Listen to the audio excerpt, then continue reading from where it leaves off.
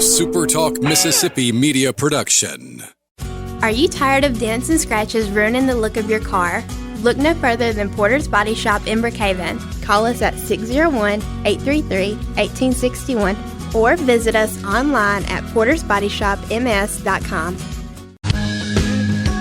I'm Steve Azar, and I'm on the other side of the microphone, meaning I'm asking the questions this time, and oh, have mercy for the airwaves. I spent 20 years in Music City, wrote and made some hits, traveled the world, and then moved my family back to the birthplace of American music and where the magnolia trees prosper. And now every time I put my feet on Mississippi soil, when I'm off the road, well, I'm at peace. On this show, it's all about hearing the stories straight from the mouths of the friends I've made along the way, their journey to success. Heck, there might be someone on, I don't even know, but you know how us Mississippi types are. We tend to take well to new company.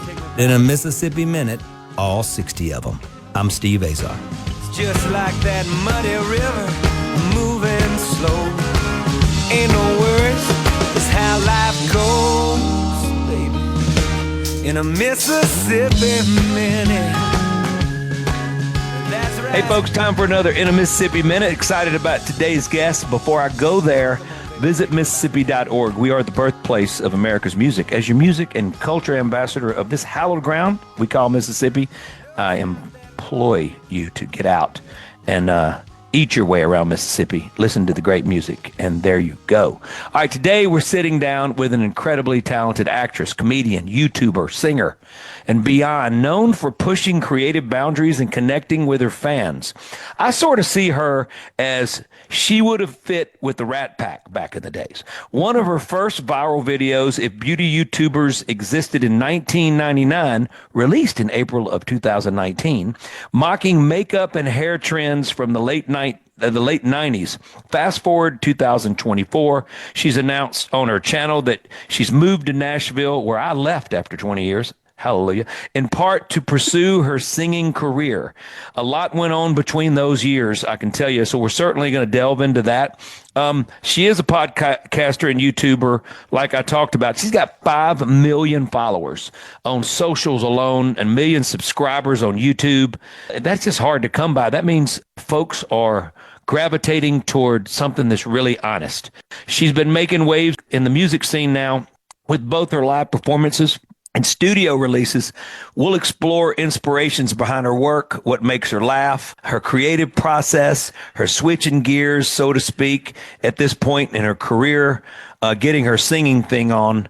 The Hunter is her first single that's been released. I think I got that right. It's not a parody. She's got parodies, but the music is serious with some of the best in the biz. I know Tom Bukovac back in his days, back in my day, in the music industry and recording. He's a special talent, and that's who she's working with, folks like that. Let's get to it right now with the multi-talented Jamie French. What's up, Jamie? What's up? Thank you for that intro. You deserved Love it. it. You deserved it. You deserved it. I appreciate you. We had a little bit of an issue. This Zoom thing, it's like perfect and it's awesome and all that. But when it doesn't connect us, we're sitting there 15 minutes. You're somewhere and I'm somewhere. And here we are now finally together. But I appreciate you taking the time. Oh, it's my pleasure. Thank you for having me. You're a St. Louis girl? Yes, born and raised. Didn't leave until I was 36 years old. I didn't have my first hits until 37, but I was there for 10 years in Nashville and had another whole life before that and another life before that in the music business. Mine will make you nauseous. But in the meanwhile, I did grow up on that same beautiful Mississippi River. It's about 4 miles from me as I speak that you did. Something about that place that inspired me and changed my life forever. And I've been so grateful for it.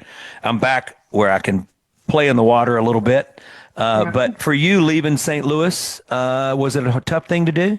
Yeah, yes and no. I mean, I've always kind of wanted to leave, and it had always, elsewhere had always been calling to me, but it was definitely tough, to break it to my family. I didn't want to hurt anybody. I didn't want anyone to take it personal.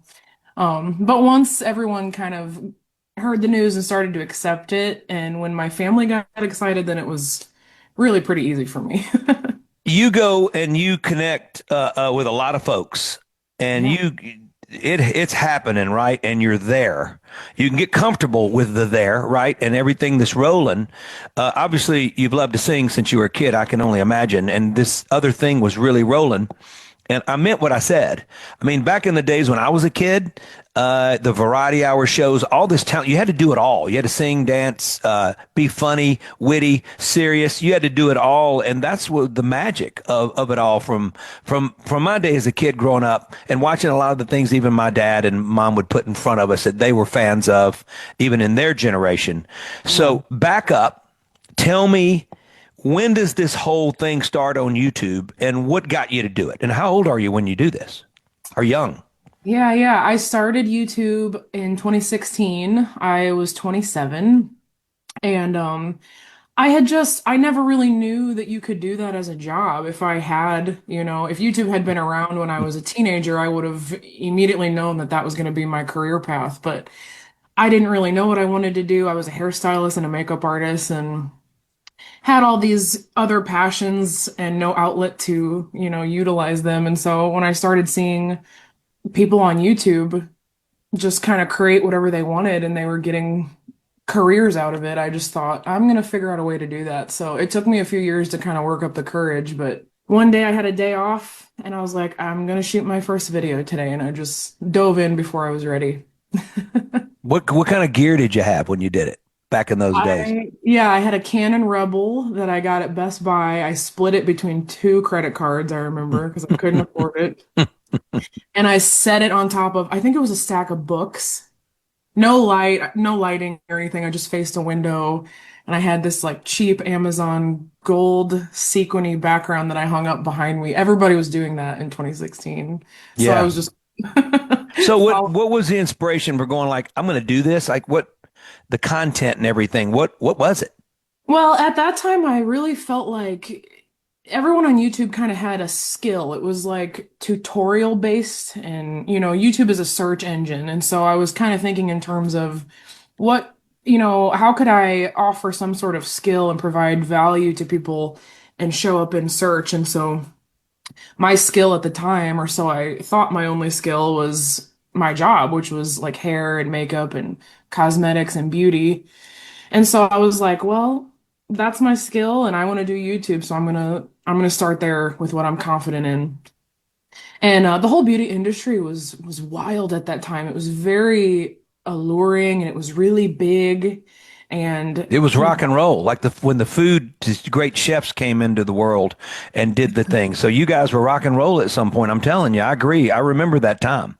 yes, I mean you couldn't pull up your phone without seeing some sort of beauty influencer, you know, teaching you how to do something or selling you something. And I was like, well, I'm already in this industry, so this is great. And I kind of hoped that my personality and, you know, my humor and stuff would help me stand out a little bit. And over time, the humor just started to take over and I transitioned into comedy. I mean, you just transitioned into so when you were, doing your hair thing and all that, were you just sort of it was everybody sort of entertained? You were sort of practicing without practicing because it was just being yourself. Totally. Yeah. I would just find ways with editing to kind of make the video funny and entertaining. I was learning my comedic timing, while trying to provide value and teach whatever skills I had. And I really started to realize, like, when I was a kid and I got gifted my little JVC camcorder, I wasn't teaching anybody anything. I was just making goofy, fun videos with my friends and family. And so that part started to come back and I was like, I don't think there was a light bulb moment, but it was a slow transition of realizing I don't have to have a skill. I can just make whatever content I want. And slowly but surely I just started being goofy and now, my YouTube channel is I just kind of talk. I talk about a trending topic or I review a movie or I talk about some show that got released and I try and use humor and jokes and comedic editing to just make it really entertaining. Yeah, I think your timing when you were doing it was really good. A lot of people are trying to catch up right now, and obviously YouTube, what the most watched video format of anything, right, in the world. Yeah. Like everything that's on TV goes to YouTube. Like everything, right? Eventually Yeah. goes. It's the one thing that stuck, like MySpace and all that stuff when I was growing up. When I was sort of growing up, well, I was a little older than growing up. But when we started having hits and stuff, MySpace, it was like creepy to me. I just didn't like it, and I had a person doing it for me, and I got the creeps. It felt like it didn't feel like YouTube. So I'm glad that thing sort of went away in our industry. Let's take a quick break. We are with Jamie French, and she is all over the wire, the internet, the YouTube deal, the you name it, social media. Check her out. She's such a talented girl, and now she's delving into the music business for real. Excited to hear about how that transition is taking place. Visit Mississippi.org, the birthplace of America's music, and we got some really great restaurants. You can eat and dance your way all around Mississippi, and you can do it again and again and again, and you'd be happy. So check it out. I'm Steve Azar with Jamie French. We'll be right back.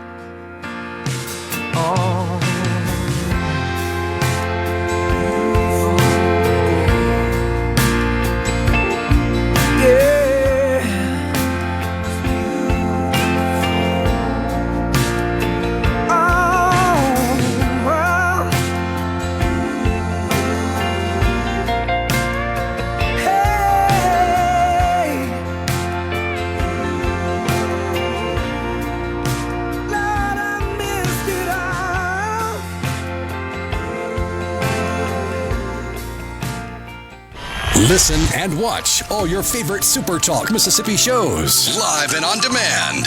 Listen to tons of music. Plus, get the latest breaking news from across the state with the SuperTalk Mississippi app. The SuperTalk Mississippi app. Download the SuperTalk app on your iPhone or Android device now for free. Just search SuperTalk Mississippi in your app store on your mobile device to get everything Mississippi all in one place. The SuperTalk Mississippi app. Get it now. You already know. Yeah, I've been down, I've been beaten, I've been cheated. You see it in the way I walk. I got Jamie French laughing, so that means I'm doing something wrong, or I'm doing something really, really wrong, is what it means. Not right, wrong. Visit Mississippi.org. Nothing wrong about that. Check it out. Plan a road trip with your loved ones. As I often say, if you don't have a loved one necessarily, you may find someone on that road trip. With follow the blues trail markers. You're going to end up in Liverpool, some of the greatest blues legends of the world. Obviously, the Beatles invasion influenced by us. Today's guest, Jamie French, grew up on the same river I grew up on, just a little further north, hanging out in St. Louis, Missouri, and now she's made her way to Nashville. Jamie, your husband, Nick, you've pretty much broken the husband labor laws, I think. Doesn't he appear in a lot of videos? And is that something that he enjoys, or are you making him do it? That's a good question. He has grown to enjoy it. I think it was a little weird for him at first, but at the same time, he is very goofy, just like I am, and he's a ham just like me. So it's kind of just part of our normal life now. He sees the phone come out and he's like, "All right, what are we doing?" I love it. So you guys, I mean, like, is this every day? Like, do y'all put content, or is it once a week now? And what's your sort of the lay of the land for you guys, work wise? It used to be a lot more. I had more time a few years ago to really create a lot of sketches within each video, and I would get my green screen out and green screen myself into whatever movie I was reviewing. And so he actually was a little bit more involved back then. Now I've kind of realized that the video itself, like the most replayed parts of my videos are kind of just where I'm talking and giving my opinion. So there was a lot of extra work going in that, wasn't necessarily paying off. And so, now it's a little bit easier and I can kind of create the video for the most part myself. But anytime there's I get a wild hair or a weird idea, and I get my phone out, he's always readily available and willing. And he's a good actor too, I love it. I just love it. My son's a filmmaker in LA, and he used to kill our middle son in every film he made as a kid. I mean, we're going oh my God, how many times can you take him out? And then in the first movie, this movie that is out on Amazon Prime, that became a real movie, his first real one that got distributed, he killed him in that. Had him in the movie. They had real actors, but he had him in, and he friggin' kills him again. And how many times can you kill your little brother? And so, but then they took it out because they didn't feel like it fit, and it was the wrong message at the end. And I was going like, "Hallelujah, man, come on!" But they I need used to to watch run. this movie. Huh? I Huh? need to watch the movie. Yeah, Whatever. it's called Death Letter Blues. One of their feature art main actors, the star of the movie, is in Stranger Things, and so they got a good little group, and it's on Amazon Prime. But it's he wrote and directed, co-directed, and edited it all. But he's been doing all this since he was a little boy. Went to film school off in California, but he was in Nashville shooting like. I remember when Bo Bice won American Idol. He was shooting his music video at 14 with another buddy of ours who had taken him and mentored him, and they were all out there doing it. But he was leaving school and going to Dallas to do live footage, and he was writing stuff as a kid. He's always been doing it, but it cracks me up that you're talking about that because they, it was tough watching your little middle son get toasted every time. Like Kenny from South Park, just dying. I mean, how many lives? But but with all that said, so did you sort of, as a kid, can you take me back? Was anybody in your family like at the Nutty Professor table, and your family was pretty witty and funny, or are you the one blazing that trail? Yeah, wow, what a good question. I'm definitely the weirdest, and I stood out a little bit amongst my family, but there is humor in all of my family members. Both my mom and my dad are very clever and witty. I grew up with them walking around the house making parody songs just off the cuff. They're both musicians. There you go. My grandpa has a really dry, sarcastic, like deadpan, funny sense of humor. So my sister, everybody's funny. I think I took it to the next level for sure. I love it. I love it. I mean, could you imagine, you were doing the hairdressing thing. I think that you were enjoying yourself. I don't think you were doing something. It sounds like to me that you were all in, but could you imagine not doing what you're doing now and being fulfilled now that you know that what fulfillment needs to be? No, I think about that all the time. And honestly, I didn't really like doing hair. I liked the actual act of doing hair, but it was a little emotionally taxing for me to talk to people all day. Of course, now talking to a camera all day is, it has its own challenges, but it's kind of hard on your body, being a hairdresser, and you're on your feet, standing in one spot for a long time.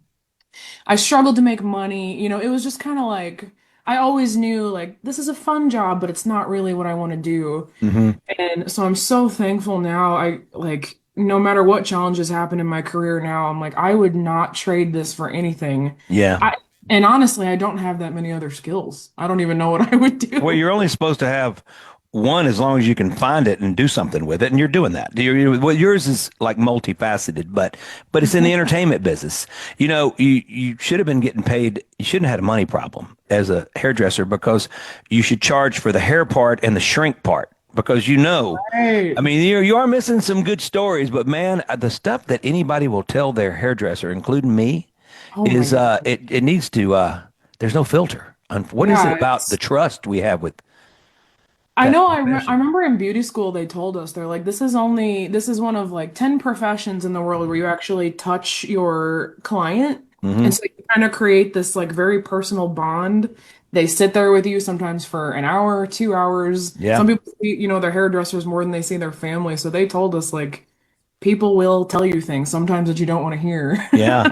Good content though, right? You got to get some. Yeah. Man, Oh yeah, I've done plenty of, You've gone back and names have been changed to protect the innocent.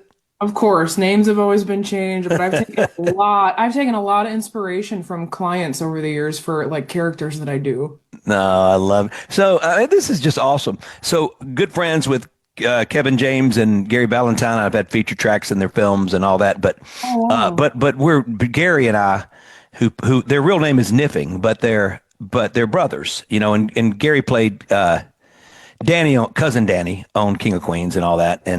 But they are, GB, I call him GB. He's one of my best friends in life, but they remind me of just sort of thumbing through what you've been doing. They sort of remind me of you. First of all, it's content's for everybody. It's tough being clean and being good.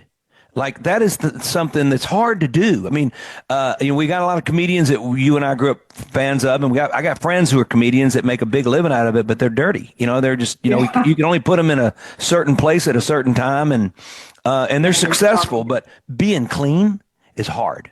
and being funny. And so you're really, you got a talent and you got the knack. Let's talk a little bit about your tour dates coming up. I love this. Whoever booked this for you is testing you to see, will Jamie do this? Because the routing, it doesn't really make sense. You're in Detroit on the 28th at Mic Drop Comedy, and then you're in Albuquerque the next day. Albuquerque and Detroit aren't close. No. Right? Albuquerque's the following month. Sorry, in March. No, I'm seeing 328 and 329. I thought your agent was trying to test you to see how far you'll travel. I would have done it, honestly. Well, there you go. Okay, so I've got my dates wrong. Yeah, February 28th is Detroit. Well, March 29th. I found this online. I just want you to know that. I didn't make these dates up. I copied and pasted them. Well, hopefully it's not affecting my ticket sales. Well, it might be. You may want to check on it. Let's take a quick break. I want to dig into Bukovac and what's going on in the studio, how that record's coming about, and what your content and your songs are about versus this whole past thing. Are you touching a little bit on some of what you've been feeding your fans all this time, and just sort of where you are as a songwriter and all that? Visit Mississippi.org allows me to put this show on and talk to incredible talents like Jamie French. Check her out everywhere. If you're probably, a lot of you guys are already following her because she's got 5 million of you. So it's got to be, you got to be there. We'll be right back with Jamie. Don't go. Starting today, I'm gonna turn this boat around. Get that rainbow I've been chasing down. It's alright, I'll be okay. Starting today, I'll be okay. Starting today.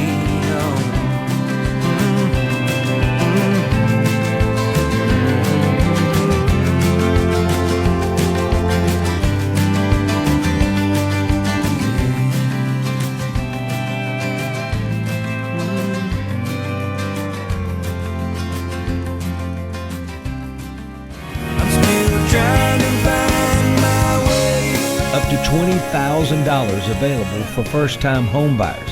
Hey folks, Steve Azar here. Helping is the heart of our friends at Guarantee Bank. They offer programs like the Home Buyer Equity Leverage Partnership Grant that can assist qualified first-time home buyers with up to $20,000 towards down payment and provide home ownership counseling to empower you on your journey. These funds are first come, first served. Learn more about this program and to apply now, go to gbtonline.com. Guarantee Bank, member FDIC.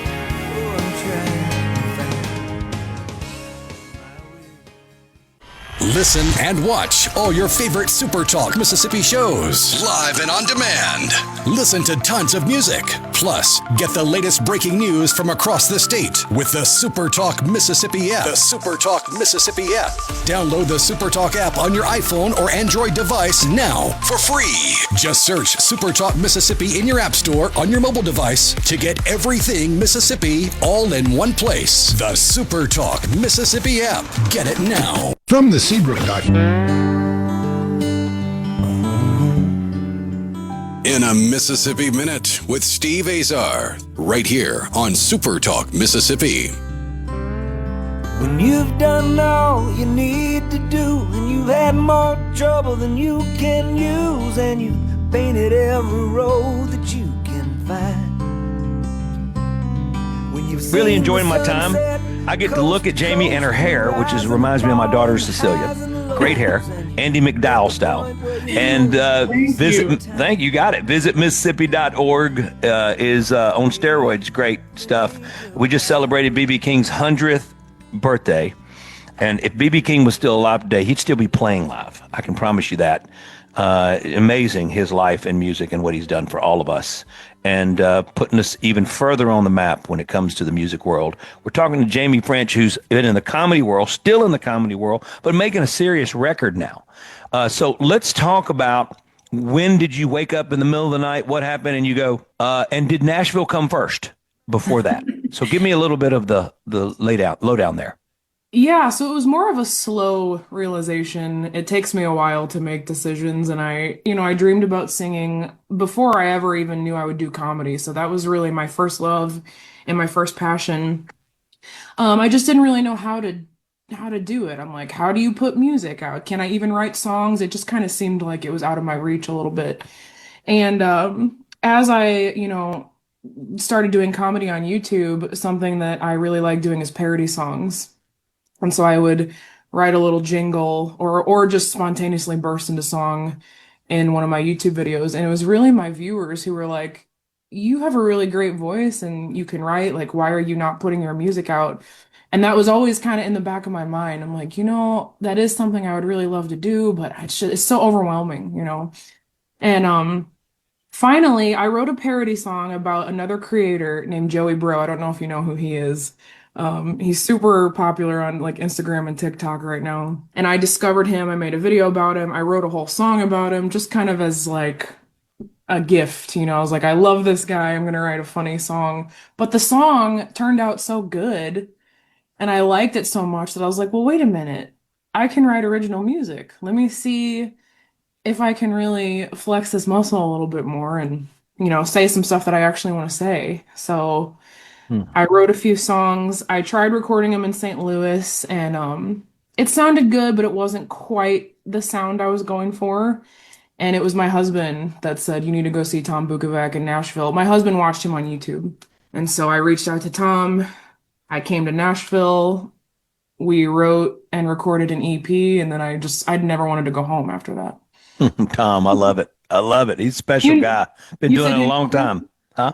You said you know him personally? Well, yeah, we when we were doing the music thing and all the publishing deals and my record deals in Nashville, I mean, he was always around or in the studio or, those guys hop from, uh, I had my guys, we'd play on my records, but I would always use a guy like Tom or Kenny Greenberg or, in fact, Kenny Greenberg just played on something. He just sent it to me and Chad Cromwell, a lot of these A guys that Tom and them, they always show up and they're going like, whose session are you going to be on? They're hopping Yeah. around, playing on the best records in the world.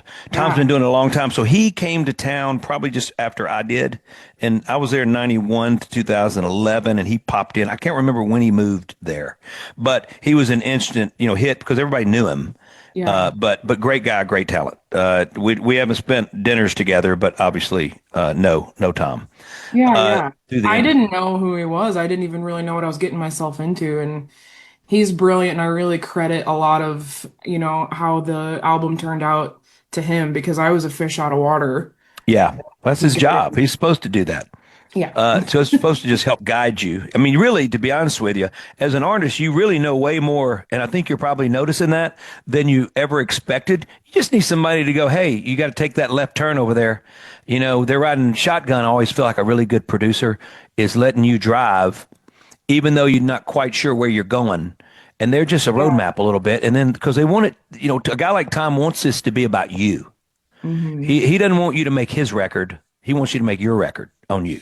Yeah. And Very that important. was it being my first time in the studio. I was a little confused at first at who was driving the ship. I'm like, is this my decision or is this the producer's decision? But by my second and third session, I really kind of understood the dynamic and I was like, okay, I'm going to put my foot down here, over here. I'm not going to die on this hill. I kind of figured it out by the third. Yeah. Yeah, and a guy like that makes it easy because he's a humble guy. He's grateful for what he's doing. He's special and really good at what he's doing because of the type of guy he is. And in our business, the best of the best of the best have best attitudes. They've just been humbled and they never forget. And they're always grateful for the next opportunity. And that's why a guy like that is like he is. So you found a good one. I got all these questions I wanted to ask you, but I feel like we're on another page now. I just, as far as you guys creating this EP, Mhm. like, can you play some of these songs at Zany's in Nashville and it fit in your show? You know, I don't know that it fits, but I have done it. I just did it at my show in Phoenix. I just kind of changed the pace. I worked it into my material and I was like, all right, I'm gonna now get serious. yeah, now you're gonna hear a song from my EP. And it went over really well. The crowd really liked it. I think people like seeing, both sides of somebody. So It works. The fact that you're opening up like that, to me, that makes you more susceptible to them absolutely loving you and really understanding more about who you are. I mean, we're in an era right now, and with your YouTube success and Instagram and all the stuff you're doing, don't you feel like you've had to be really vulnerable and sort of really not hide who you are, even though you can get into character and you can do this stuff and all that? I looking at you and talking to you right now, I feel like I know the same person there. And so for you to play something serious in the middle of a comedy show, I think that makes all the sense in the world. And as somebody out in that crowd, just giving me a second, to not laugh and to go, wow, I know, man, what a talent. And don't forget, you guys can make people laugh. What's the hardest thing in the world to do? Make people laugh. After that, you guys emotionally can take everybody, all of us, on a crazy roller coaster ride. Not everybody's built to make people laugh. People that can make people laugh can do it all, to me. I mean, don't you think? Thank you. I've never really looked at it that way, but I'll take the compliment. Yeah, it's definitely the scariest thing I've ever done and the hardest, stand-up comedy. And so everything else after my first, stand-up show felt a little easier and felt less scary. It's like, okay, I can conquer anything now. Because I used to be pretty afraid to sing live. And now, like, after doing stand-up, I'm like, well, that's the hardest. So, yeah, smooth sailing after that. How much are you touring during the year? I mean, number of dates. Are you playing 50 dates a year? No, I don't have the energy for that. My agency would probably like if I did that, but of course they would.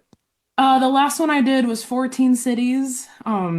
This year is a little bit more sporadic. It almost doesn't even feel like a tour. I'm sort of doing a one-off show every month, and then I'll take a little break and then pick it back up in the fall.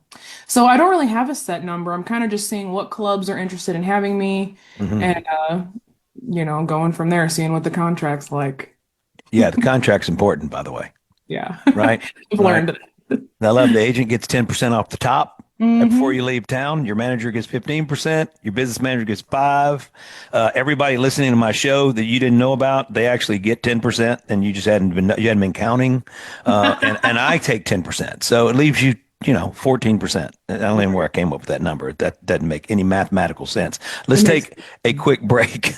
I want to talk to you about your green screen stuff that you do, just some technique stuff that people out there that may be interested in trying to follow your footsteps. You could be a great inspiration for somebody sitting there going, what can I do with this crazy mind of mine?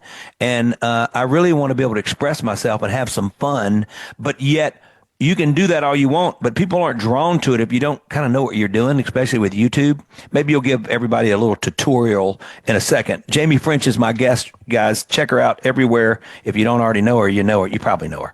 You probably know her way better than me, and I'm from here, for goodness sake. Visit Mississippi.org, dear friends of mine there. It is a huge employer of our state, one of the biggest. We've had, $44 billion worth of revenue come in from touring. I think that was the number. If I'm a little off, just come and go with me. I think that is the number, and that shows you the power of Mississippi and why folks want to come visit. We'll be right back. Come on back to Memphis. Come on back to Memphis. Come on back to Memphis. Yeah. Come on back to Memphis.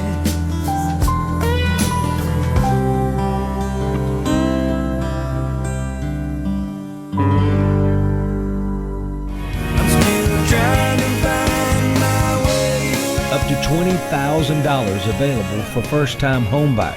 Hey folks, Steve Azar here. Helping is the heart of our friends at Guarantee Bank.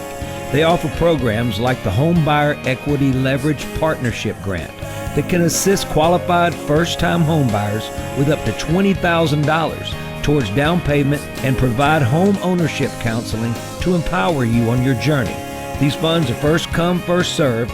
Learn more about this program and to apply now, go to gbtonline.com. Guarantee Bank, member FDIC.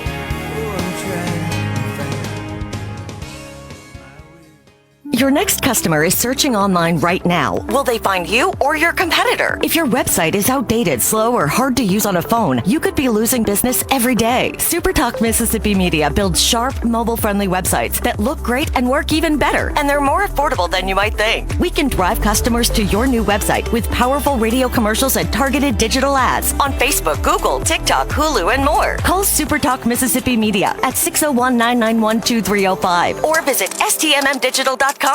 Rogers Dab Chevrolet.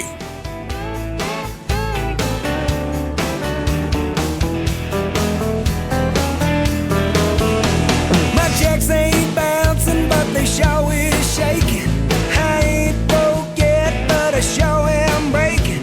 My BLT's just waiting on the bacon. Steve Azar here with one small segment left with one big, sweet personality. Really great lady, Jamie French. Check her out everywhere. She's got 5 million followers, guys. I mean, and she's got 1 million followers, subscribers on YouTube, 5 million followers, and that's only growing. Visit Mississippi.org. There's millions and millions of people that have come in from all over the world just to partake in who we are. We have profound hospitality, which makes us the hospitality state. So stay kind like you always are, and let's bring them in and celebrate our Mississippi.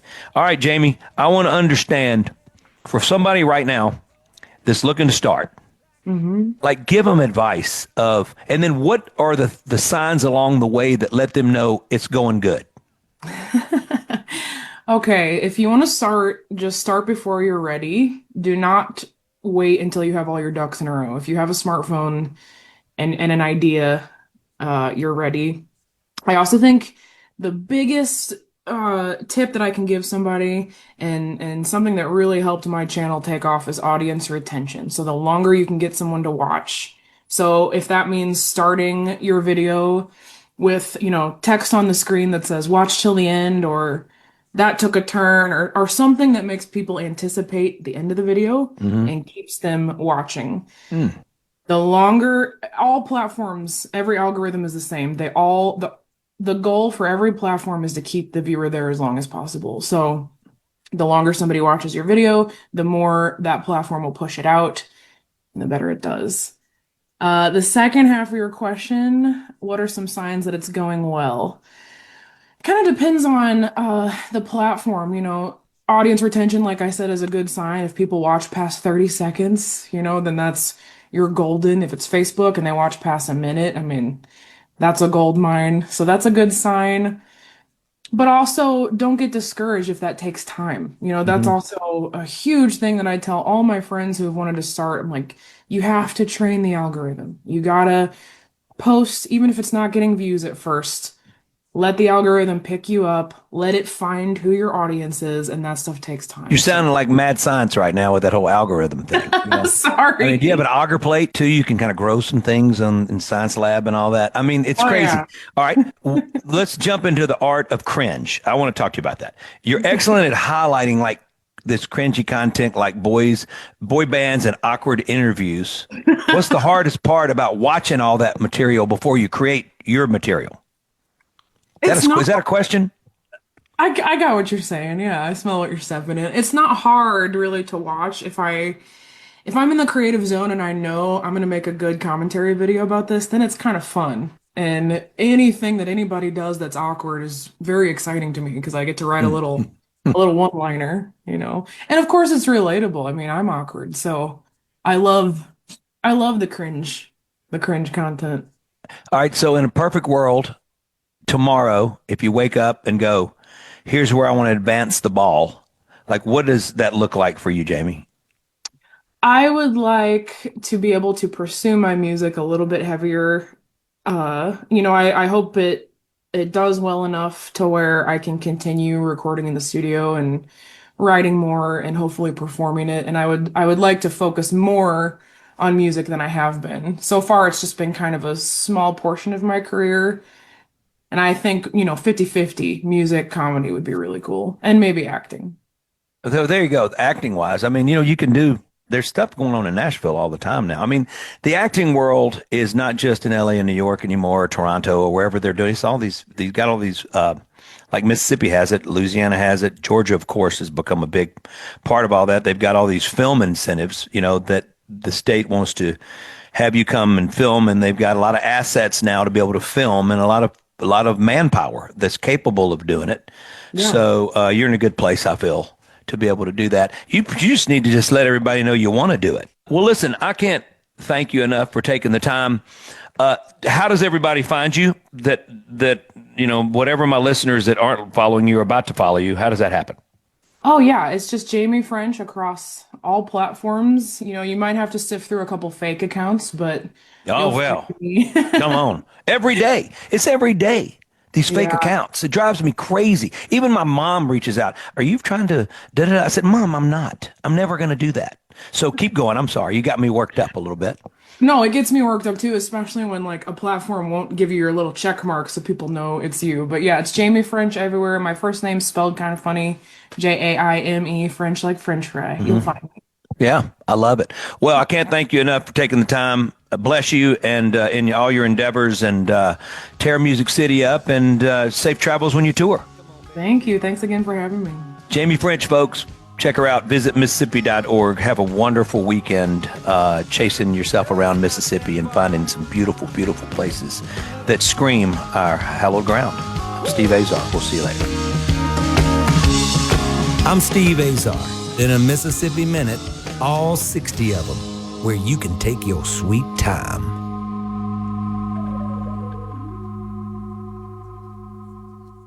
Your next customer is searching online right now. Will they find you or your competitor? If your website is outdated, slow, or hard to use on a phone, you could be losing business every day. SuperTalk Mississippi Media builds sharp, mobile-friendly websites that look great and work even better, and they're more affordable than you might think. We can drive customers to your new website with powerful radio commercials and targeted digital ads on Facebook, Google, TikTok, Hulu, and more. Call SuperTalk Mississippi Media at 601-991-2305 or visit stmmdigital.com. A